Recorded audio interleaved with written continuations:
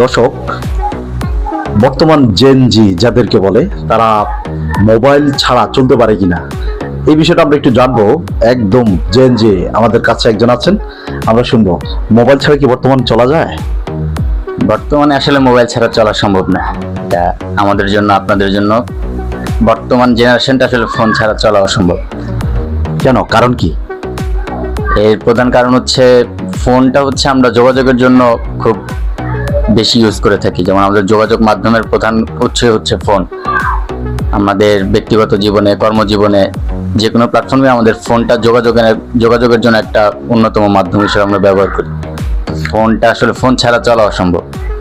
আচ্ছা আচ্ছা, অনেকের ধারণা আর কি বর্তমান জেন জি যারা আছে তারা মোবাইল ছাড়া চলতে পারে না। এটার কারণ হচ্ছে গেমস এর মধ্যে আসক্ত থাকার কারণে, অথবা অন্য মানে খারাপ দিকটা আর কি বুঝাইতে চায়।